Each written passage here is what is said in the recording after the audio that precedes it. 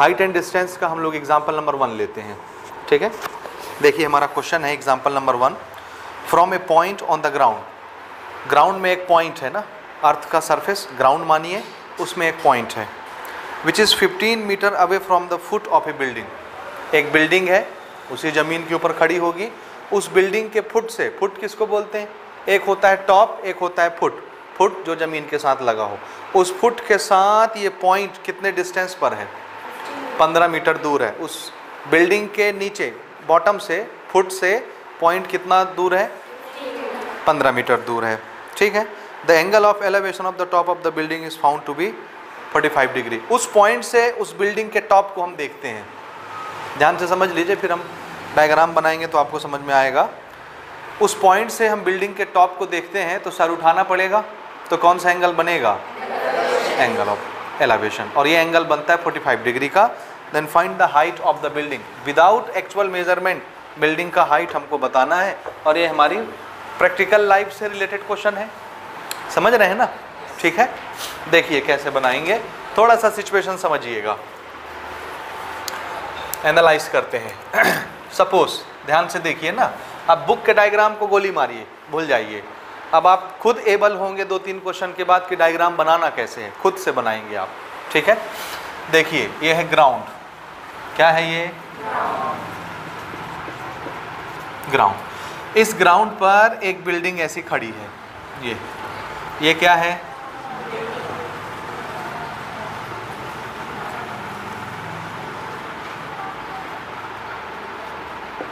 Building, ठीक है। ये एक बिल्डिंग खड़ी है और इसी बिल्डिंग की हाइट हमको निकालनी है, समझ रहे हैं, तो इसको हम ऐसे चौड़ी बिल्डिंग कर देते हैं।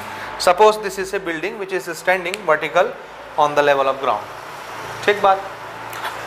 ये ग्राउंड का टॉप है और ये ग्राउंड का बॉटम है, जिसको फुट बोल रहे हैं, अर्थ सरफेस के साथ है।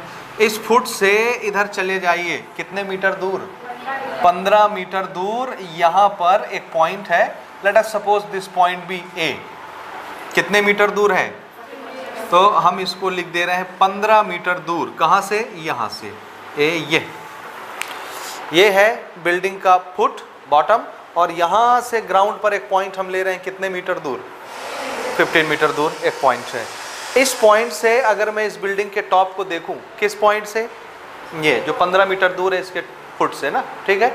यहाँ से अगर हम इस बिल्डिंग के टॉप को देखते हैं तो एंगल ऑफ एलिवेशन कितना डिग्री बनता है, 45 डिग्री। फिर से एंगल ऑफ एलिवेशन किसके बीच बनता है, लाइन ऑफ साइट और horizontal. Where is horizontal, this surface is horizontal.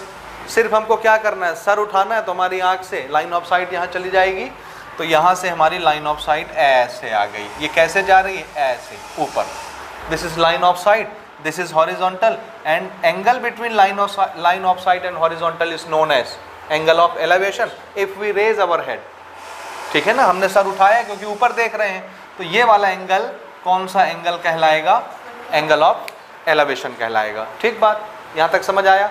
और हमको क्या निकालना है, इस बिल्डिंग की हाइट निकालनी है। Let us suppose this point is A, this point is B, this point is C, ठीक है। आप चाहे तो इसको बिल्कुल क्लियर कट सा एक ट्राइंगल बना सकते हैं। अगर आपको ये समझ में आ गया है तो सिर्फ हमको ये लाइन चाहिए, ये लाइन चाहिए, ये लाइन चाहिए, इधर उधर की बाकी चीज़ें नहीं चाहिए। समझ आया आपको, आप एक राइट एंगल ट्राइंगल बना सकते हैं जिसमें BC क्या चीज़ है, height of the building. Let us suppose this height of building is H meter, H centimeter, जिसमें भी दिया हुआ है, मीटर में है तो H मीटर, ठीक है। हमने बिल्डिंग की हाइट कितनी मान ली। अब इसको लिखेंगे कैसे, देखिए ना, यहीं से मैं लिख रहा हूँ, let the height of building, building का हाइट और किससे रिप्रेजेंट हो रहा है, BC से, BC building, this is BC which is to be H meters, ठीक है ना। H मीटर इज BC की हाइट है, दैट इज बिल्डिंग। हो गया यहाँ तक, ठीक। ये जो पॉइंट गिवन है, ये इसके फुट से कितने मीटर दूर है, 15 मीटर दूर है। एंगल ऑफ एलिवेशन कितना बन रहा है, 45 डिग्री बन रहा है, समझ आया। अच्छा, ये है एंगल ऑफ एलिवेशन। इस एंगल के लिए ये कौन सी साइड कहलाएगी, if this is a right angle triangle, ये परपेंडिकुलर होगा और 90 डिग्री के सामने वाला ये क्या होता है? क्या मुझे ये निकालना है? नहीं, मुझे क्या निकालना है? ये, और मुझे क्या दिया हुआ है? ये। तो इसके लिए ये क्या है? इस एंगल के रेस्पेक्ट में ये बेस है, तो मुझे बेस पता है और ये परपेंडिकुलर जिसको हम हाइट बोल रहे हैं ये निकालना है। तो एक एंगल है, एक परपेंडिकुलर है और एक बेस है। तो एंगल, परपेंडिकुलर और बेस, तीन चीज़ें हमको शामिल करनी है।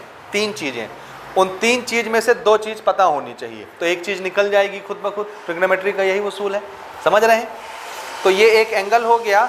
दो साइड ऐसे चुनिए, अगर आपको एंगल पता है, दो साइड ऐसे इन्वॉल्व करिए जिसमें से एक साइड आपको पता हो। अगर ये गिवन होती तो फिर हम इसको और इसको इन्वॉल्व करते, क्योंकि ये निकालना है, ये दिया हुआ है। तो ये होता परपेंडिकुलर, ये होता हाइपोटेनियस। तो परपेंडिकुलर और हाइपोटेनियस इन्वॉल्व हो जाते हैं। लेकिन इस केस में क्या दिया है? बेस।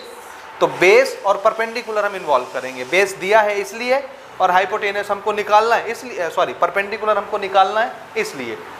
जिसको निकालना है वो तो इन्वॉल्व होगा ही ना, वो तो चाहिए ही। और साथ में जो गिवन साइड हो वो साइड भी आप लपेटे में ले लीजिए। समझ में आ गई बात? तो हमारे पास कौन कौन सी चीज़ें हैं? परपेंडिकुलर, बेस और एक एंगल। तो एंगल का परपेंडिकुलर और बेस से क्या रिलेशन है? कौन सी ट्रिग्नोमेट्रिकल रेशियो बनती है? tan बनती है। तो इस एंगल का हम क्या देखें कि परपेंडिकुलर और बेस दोनों आ जाएं? tan देखें, ठीक है। So tan 45 is equal to क्या? P upon B. और इस एंगल के लिए P कौन है? B कौन है? AB, ठीक है।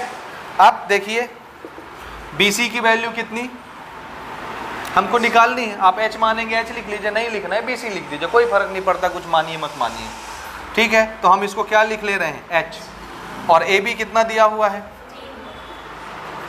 15 मीटर, ठीक है। tan 45 की वैल्यू आप अपने मेमोरी से निकाल के लाएंगे टेबल से। कितना होता है? 1। ये हो गया, यानी ये 1 है, क्रॉस मल्टीप्लाई करेंगे तो 15 यहाँ आ जाएगा। तो हाइट ऑफ द बिल्डिंग कितनी हो गई? ठीक। So H is equal to 15 meter, और H ही तो निकालना था। This is height of building, ठीक है।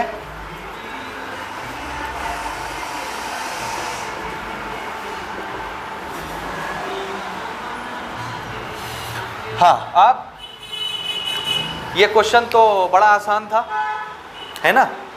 इतना इजी आपके लेवल के लिए ठीक नहीं है, आपकी सेहत के लिए ठीक नहीं है। तो राइटर ने इस क्वेश्चन को पहले एग्जाम्पल में क्यों रखा है? इसलिए रखा है ताकि आप ये कैलकुलेशन करके खुश हो जाएं, ठीक है, और खुश हो के आगे गलती करें। समझ रहे हैं? इसलिए इतना आसान सामने फर्स्ट क्वेश्चन इतना आसान रखा है, समझ रहे हैं ना। इसलिए नहीं रखा है, इसलिए रखा है ताकि इससे जो चीज़ नॉलेज के तौर पर आपको मिल रही है आप उस चीज़ को समझ लें अभी से, ताकि ये चीज़ जब आगे इम्प्लीमेंट हो तो आप उसको बेझिझक अपने से लगा सकें, अपने से इम्प्लीमेंट कर सकें। समझ आया? तो क्या चीज़ यहाँ से समझ में आती है तो ध्यान से सुन लीजिए, याद कर लीजिए, लिख लीजिए, ठीक है। देखिए, जब भी एक एंगल 45 का होगा, ध्यान से सुनिएगा, जब भी एक एंगल 45 का होगा और परपेंडिकुलर और बेस इन्वॉल्व होगा, कौन कौन? एक एंगल 45, एंगल कितना होना चाहिए? 45 का एंगल है और परपेंडिकुलर और बेस इन्वॉल्व होंगे, तो परपेंडिकुलर बेस के चक्कर में tan लगाना पड़ेगा, और tan का 45 क्या बनने वाला है? 1। ये हमेशा 1 बनेगा, तो जो बेस होगी उतना ही मेजरमेंट किसका आने वाला होगा? हाइट का, परपेंडिकुलर का। याद रहेगा, tan 45 की वैल्यू 1 होती है। 1 मतलब परपेंडिकुलर अपॉन बेस का रेशियो 1 होना चाहिए। तो दोनों की वैल्यू कैसी होनी चाहिए? बराबर बराबर, तब ना रेशियो 1 होगा। समझ रहे हैं? ये देखिए ना, इन दोनों का रेशियो कितना होना चाहिए? 1। तो दोनों की वैल्यू किस नंबर को 15 से डिवाइड करें कि 1 आ जाए? 15 को। तो दोनों का रेशियो कैसा होना चाहिए? 1। तो दोनों नंबर कैसे होने चाहिए? सेम। आया समझ में? तो याद कर लीजिए, अगर एंगल 45 डिग्री का है, परपेंडिकुलर और बेस इन्वॉल्व हो रहे हैं, तो पक्का मान के चलिए अगर आपको बेस का लेंथ दिया है तो हाइट भी कितनी होगी? इतनी।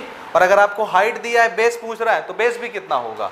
जितना हाइट है, क्योंकि एंगल कितना है? 45, और इन्वॉल्व कौन हो रहे हैं? परपेंडिकुलर और बेस। ये याद रहेगा, ये आगे बहुत जगह यूज़ होने वाला है, याद रखिएगा, ठीक है। समझ गए? हाँ, इसलिए नहीं दिया था कि बहुत ईजी है और आप खुश हो जाएं। किस लिए दिया है? ताकि आप ये छोटी सी चीज़ समझ लें पहले क्वेश्चन से, ठीक है। अगला क्वेश्चन लेते हैं।